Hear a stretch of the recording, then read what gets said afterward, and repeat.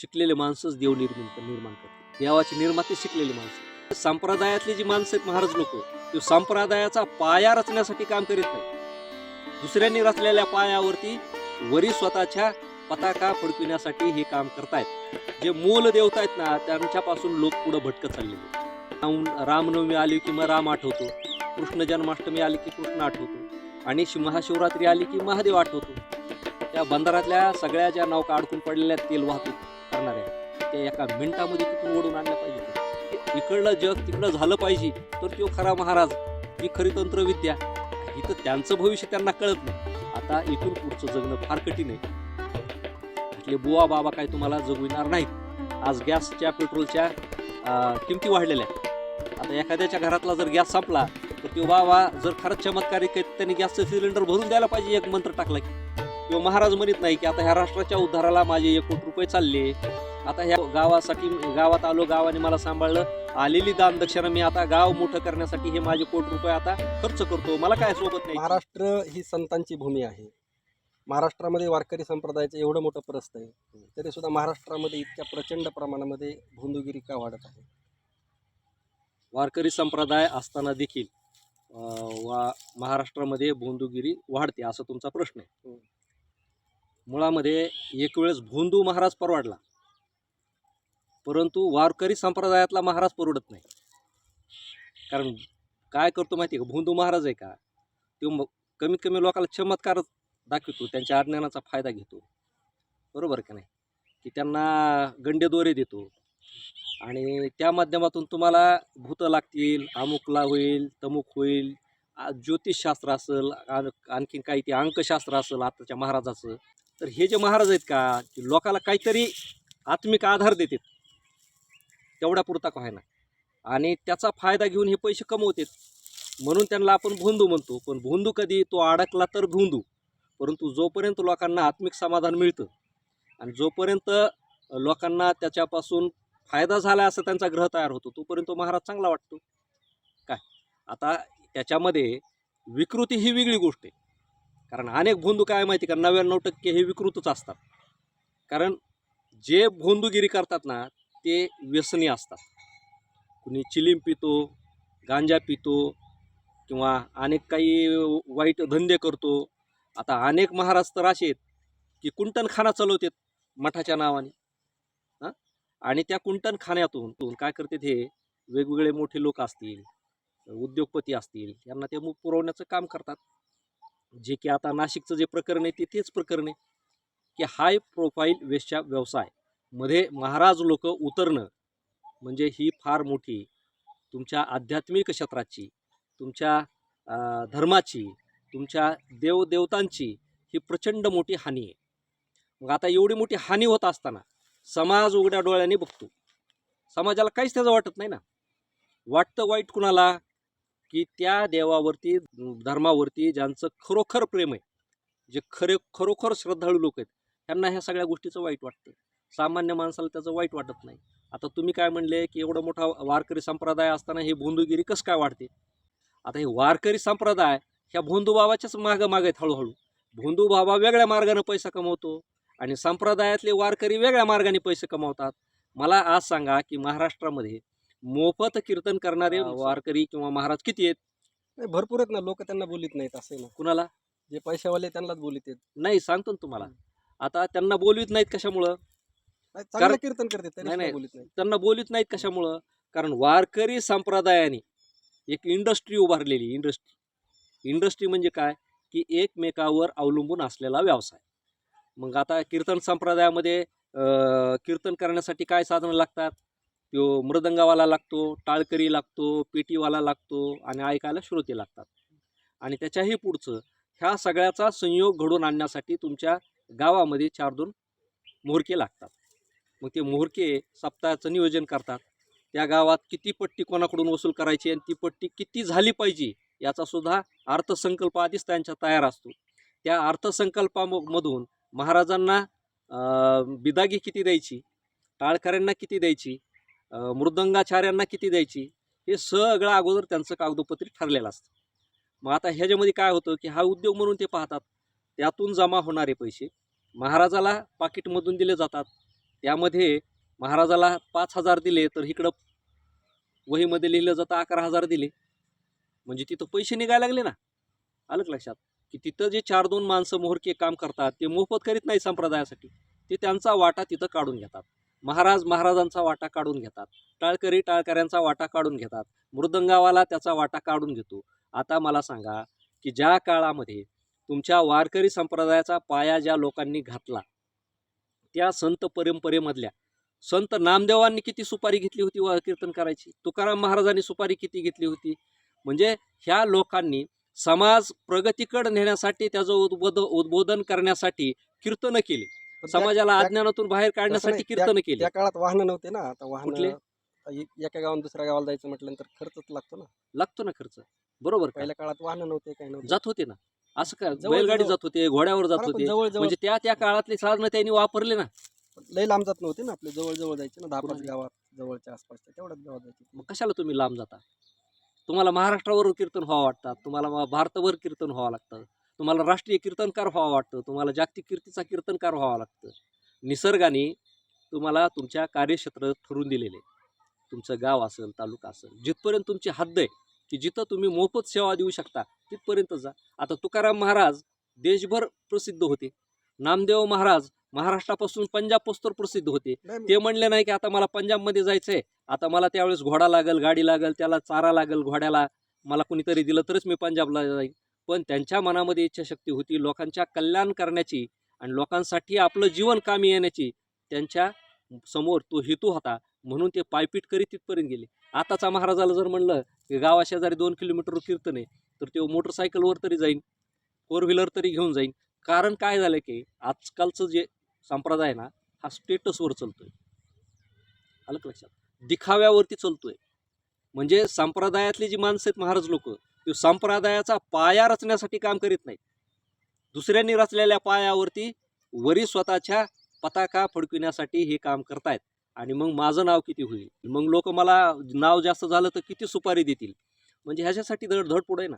बरं, ह्या महाराजात जे लोक आहेत का वारकरी संप्रदायातले, ह्यांचं सुद्धा एकमेकाचं जमत नाही, एकमेकाचा तिरस्कार करतात, द्वेष करतात, मत्सर करतात.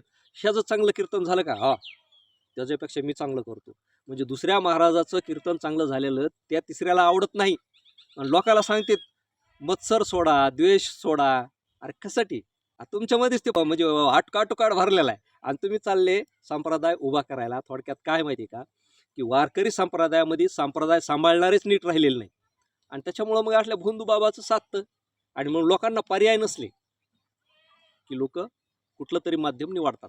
सगळ्यात महत्त्वाचं लोकांना पर्याय लागतात, बरोबर आहे का नाही? की मग जसं धार्मिक संप्रदायामध्ये पर्याय लागतो, देवामध्ये पर्याय लागतो.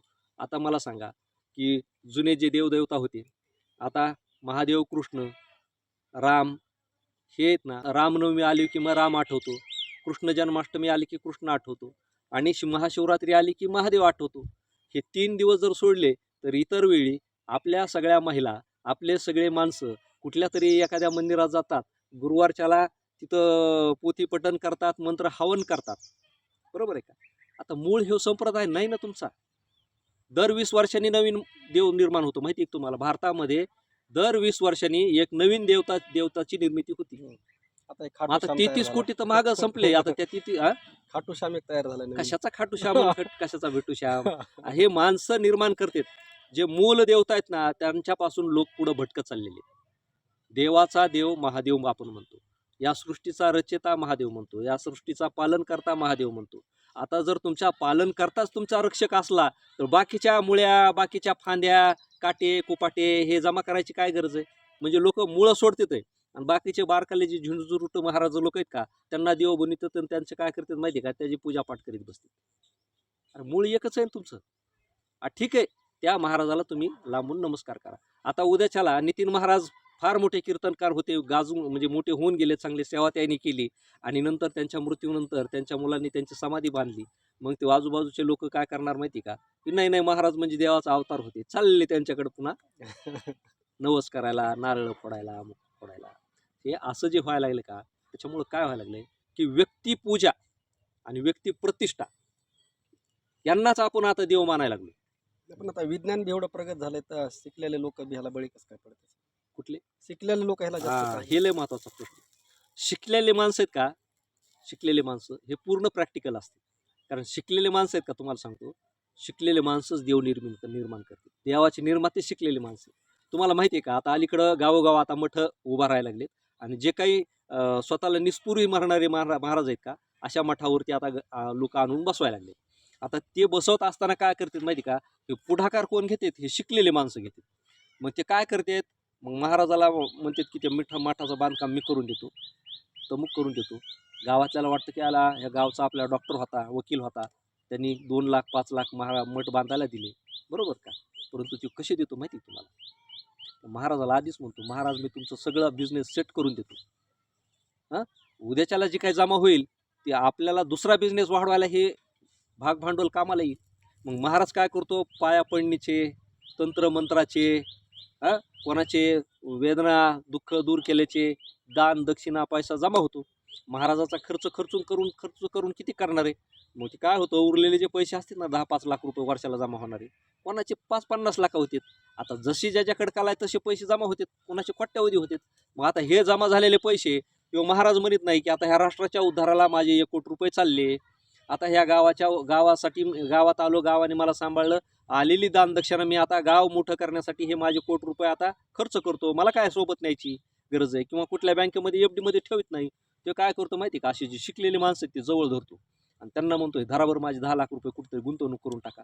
मग ते दुसऱ्याच्या नावाने प्लॉट घेतो, दुसऱ्याच्या नावाने जमिनी घेतो, किंवा वेगवेगळ्या बिझनेसमध्ये शेअर्स घेतो. महाराज लोकांची इन्व्हेस्टमेंट ही सगळ्यात जास्त आहे आणि ती कुणाच्या माध्यमातून आहे, शिकलेल्या माणसाच्या माध्यमातून आहे. ती का आहे, कारण शिकलेला माणूस पैसा चांगला सांभाळीन, धोका देणार नाही, म्हणून ती शिकलेल्या माणसाला जवळ करतो. शिकलेला माणूस त्याचा भक्त आहे म्हणून नसतो, शिकलेला माणूस त्याचा बिझनेस पार्टनर असतो. कालच्या प्रकरणात तुम्ही बघत असाल ना, सगळे अधिकारी जो लोक आहेत का, IPS IAS मोठमोठ्याले अधिकारी, त्या बाबाचे पार्टनर आहेत. म्हणजे हे ताजं उदाहरण आहे तुमच्यासमोर. नाही, पण हे नारायण नागबळी वगैरे करायला जाते शिकलेले लोक, हे ते समजा हे आगोरी विद्या, ह्याच्यावर कसं काही विश्वास ठेवतात लोक. काय होतं माहिती का, अतिरिक्त पैसा जमा झाला की कधी बी माणूस अस्वस्थ होतो. आणि त्यातली त्यात ऐवद मार्गाने जर जास्त पैसा आलेला असला आणि त्याला साधी मुंगी जरी चावली का, त्याला वेदना जास्त होतात. कारण त्याला माहीतच नसतं ना मुंगी कशी चावती, मुंगळा कसा चावतो, उलसाक आजार झाला का नाही, ते अस्वस्थ होतो. आणि मग त्याला काय भीती वाटत असते माहिती का, की आपण केलेल्या पापाचा त्याला नेहमी आठवण होत राहते. आणि मग ते काय होतं माहिती का, ज्यावेळेस माणसाचं मन पंगू होतं का, त्यावेळेस त्याला मानसिक आधार लागतो, आध्यात्मिक आधार लागतो. आणि मग त्यावेळेस वाटतं याला आपण एवढे मोठे पैसे कमवले, चला 10-5 रुपये आपण खर्च करू, नागबळी करू, ते चारीधाम करू, अमुक करू तमुक करू, जातो खर्च करायला. मग त्याच्याकडे खर्च करायला त्याच्याकडं आमाप पडलेले असतात कोट्यावधी रुपये, त्यातले त्यांनी लाख रुपये बी खर्च केले, त्याचं काय वाकडं होणार आहे. परंतु प्रश्न काय होतो माहिती का, त्यांनी लाख रुपये खर्च केले की ज्याचं उत्पन्न 10,000 आहे का, काय तो बळ म्हणतो एवढ्या मोठे माणसं ते देवधर्म करतात, एवढे मोठे माणसं नागबळी करतात, मग आपण 10-5 हजार रुपये खर्च केलेले काय वाईट आहे. अरे बाबा त्याचं उत्पन्न कुठं, तुझं उत्पन्न कुठं. मग तो काय करतो, ह्याचं उत्पन्न 10,000 असतो, तिथं 50,000 खर्च करतो, गेला 5 वर्ष माग. हे असं आहे सगळं. थोडक्यात माणूस काय माहिती का, दुसऱ्यासोबत स्पर्धा करतो, मग चांगली असेल वाईट असेल. मग ह्या दुसऱ्या सोबत स्पर्धा करताना पुढचा खड्ड्यात गेला की मागचे 100 खड्ड्यात जाते. ह्याच्यातूनच समाज बाहेर पडायला तयार नाही, ह्याच्यातूनच समाज विकसित व्हायला तयार नाही. आणि मग तुमच्यासारख्या सांप्रदायिक माणसांनी हे लोकांना सांगितलं पाहिजे. तुम्ही बघितलं कधी, मी तर सांगतो रोज. नाही तुम्ही बघितलं कधी, मठावर बसलेला महाराज, तंत्रमंत्र ज्योतिषी सांगणारा महाराज कधीच समाजाला उद्धाराचं, प्रगतीचं, शिक्षणाचा मार्ग सांगणार नाही, उद्योगी व्यावसायिक व्हा म्हणून मार्ग सांगणार नाही, बरोबर आहे का. आणि तो सांगल तरी कसं, त्याच्याकडे ती नॉलेज नसतंच ना. सगळे वाईट नॉलेज जमा करून बसलेला असतो, सगळ्या वाईट गोष्टी जमा करून बसलेला असतो, चांगलं कशाला सांगल ते. म्हणून आठले महाराज कधी चांगलं सांगत नाहीत. म्हणून समाजाने किंवा लोकांनी ओळखून घेतलं पाहिजे काय, की महाराज कोणता चांगला आणि कोणता वाईट. एखाद्याने देव दाखविला आणि पुढं ते तसलं तंत्रमंत्र विद्येचं सामान ठेवलं की लोक लगेच तिथं भुरळ पडतात. यातून बाहेर पडलं पाहिजे. आता इथून पुढचं जगणं फार कठीण आहे. असले बुवा बाबा काय तुम्हाला जगविणार नाहीत. आज गॅसच्या पेट्रोलच्या किमती वाढलेल्या आहेत. आता एखाद्याच्या घरातला जर गॅस संपला तर तो बाबा जर खरंच चमत्कारिक त्यांनी गॅसचं सिलेंडर भरून द्यायला पाहिजे. एक मंत्र टाकला की तुमच्या ह्याच्यामधलं काय म्हणते त्याला, गाडीतलं पेट्रोल संपलं की त्याने हवेवर गाडी चालवून दाखवायला पाहिजे. बरोबर आहे का नाही? आणि जर त्याच्यापेक्षा मोठा मंत्री बाबा असला तर त्यांनी एक काम केलं पाहिजे. ते होर्म्यूज बंदर आहे का नाही, त्या बंदरातल्या सगळ्या ज्या नौका अडकून पडलेल्या तेल वाहतूक करणाऱ्या, त्या एका मिनिटामध्ये तिथून ओढून आणल्या पाहिजे त्यांनी. काय इकडलं जग तिकडं झालं पाहिजे, तर तो खरा महाराज, ती खरी तंत्रविद्या. ही तर त्यांचं भविष्य त्यांना कळत नाही. कळतंय का? कशाचे महाराज आणि कशाचं काय. चला, धन्यवाद. धन्यवाद.